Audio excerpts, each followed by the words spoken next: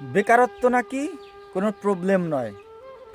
যদি একজন পুরুষ হয়ে একজন মেয়ের ভাত কাপড়ের দায়িত্ব না নিতে পারো, তাহলে ভালোবাসার কোনো অধিকার নাই। প্রথম কথা হচ্ছে, বেকারত্ব যে কত বড় একটা সমস্যা এটা আপনি জানেন না। যারা বেকার তারা জানে যে বেকারত্ব কতটা কঠিন, কতটা যন্ত্রণাদায়ক। আপনি কি বুঝে এই কথাটা বললেন যে বেকারত্ব কোনো প্রবলেম নয়? আমি জানি না। এরপরে বললেন, যদি ভাত কাপড়ের দায়িত্ব না নিতে পারো তাহলে ভালোবাসার কোনো অধিকার নেই।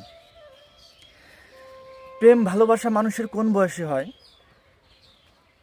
বেকার জীবনেই প্রেম ভালোবাসা হয়। বেকার জীবনেই মানুষ প্রেমে পড়ে, আর চাকরি জীবনে, কর্মজীবী জীবনে মানুষ বিয়ে করে। এখন কি আপনি এই বেকার জীবনে, স্টুডেন্ট লাইফে প্রেম ভালোবাসা করতে দিবেন না? ওই জীবনটাই তো প্রেম ভালোবাসা করার বয়স। তাহলে সেই বয়সে কি মানুষ চায় যে আমি প্রেম ভালোবাসা করব, একে বিয়ে করব না, ভাত কাপড়ের দায়িত্ব নেব না? কেউ চায় না। সবাই চায় তাকে ভালোবেসে কাছে পেতে, সারা জীবনের সঙ্গী করতে। কিন্তু একটা পর্যায়ে যদি তার জব না হয়, সে বেকার থাকে, তখন তার লাইফ থেকে অটোমেটিকই তার ভালোবাসার মানুষটি হারিয়ে যেতে থাকে। এরপরে বলেছেন, আপনি বেকার বলে যদি মেয়েটি আপনাকে ছেড়ে চলে যেত তাহলে তার দোষ দিতে পারতাম, কিন্তু সে আপনাকে বিয়ে করতে চেয়েছে, তাই তার দোষ দিতে পারছি না। শোনেন, একটা মেয়ে কতটা চতুর সেটা আমরা কিছুটা হলেও বুঝি। ওই মেয়ে জানে যে আমি তাকে এই মুহূর্তে বিয়ে করতে পারবো না, এই কারণে সে বারে বারে বলতো আমাকে বিয়ে করো। এদিকে সে অন্য দিকে ঠিকই লাইন করে রাখছে, মানে আমিও তার লাইফে আছি, সে অন্য কাউকে তার লাইফ পার্টনার হিসেবে ঠিকঠাক করে রাখতেছে।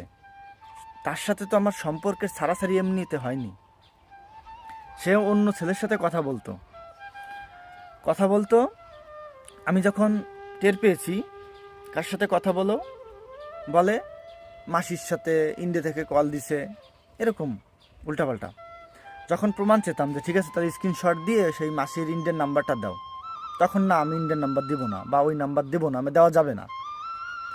তখন তো বুঝতে বাকি থাকে না আসলে সে কি করছে। তার সাথে জেদাজেদি হয়েছে, তুমি যদি না দাও তাহলে তোমার সাথে আর কথা বলবো না।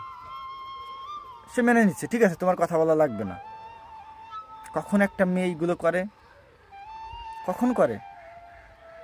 হ্যাঁ, অনেক মেয়ে রয়েছে যারা সত্যি বেকার হোক বা গরিব হোক, অনেক ভালোবাসে, তাকে পাওয়ার জন্য সব কিছু করে, কিন্তু সব মেয়েগুলো পারে না। সীমিত হাতে গোনা কয়েকজন পারে, আর বেশিরভাগ মেয়েই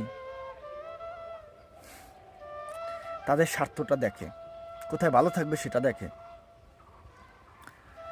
তো এভাবেই তার সাথে সম্পর্কে ছাড়াছাড়ি হয়ে যায়। সে বলতো বিয়ে করো, কিন্তু একটা সময় তো দেবে মানুষকে।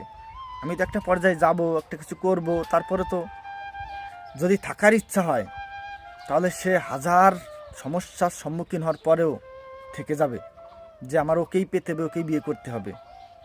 কিন্তু যাই থাকবে না, সে শুধুমাত্র অভিনয় করবে যে বিয়ে করো, কিন্তু তল দিয়ে ঠিকই সে অন্যের সাথে লাইন করে